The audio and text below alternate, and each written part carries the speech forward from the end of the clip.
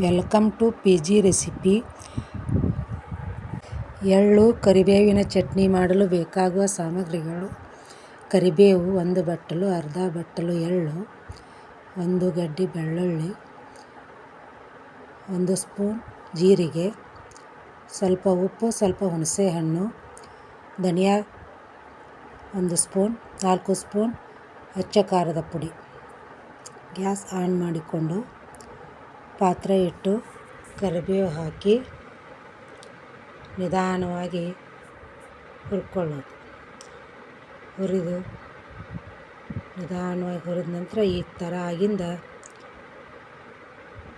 ಕರಿಬೇವನ್ನು mixie ಜಾರಿಗೆ ಹಾಕಿದ್ರು. ಅದನ್ನು ಹಾಕಿ ಅದೇ ಪಾತ್ರೆಗೆ ಎಳ್ಳು,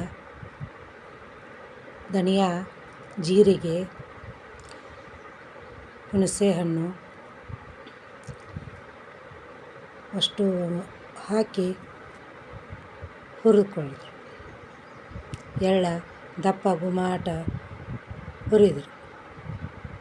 ನಿಧಾನವಾಗಿ ತಿರುಗಾಡ್ಸ್ಕೊತ ಹುರಿದ್ರು. ಹುರಿದು ತಣ್ಣಗಾಗೋ ಮಟ ಬಿಟ್ಟು ಮಿಕ್ಸರ್ ಜಾರಿಗೆ ಹಾಕಿದ್ರು. ಉಪ್ಪು, ಅಚ್ಚ ಖಾರದ ಪುಡಿ ಅಷ್ಟು ಹಾಕಿ ಮಿಕ್ಸಿ ಜಾರಿಗೆ ಹಾಕಿ ಸಣ್ಣ ಮಾಡ್ಕೊಳ್ಳೋರು. ನಂತರ ಬೆಳ್ಳುಳ್ಳಿ ಹಾಕಿ ಅದನ್ನು ಸಣ್ಣ ಮಾಡ್ಕೊಳ್ಳೋರು. ಮಾಡಿದ ನಂತರ ಕರಿಬೇವಿಂದು ಕರಿ ಎಳ್ಳಿನ ಚಟ್ನಿ ಸವಿಯಲು ಸಿದ್ಧವಾಗ್ತದೆ. Thanks for watching.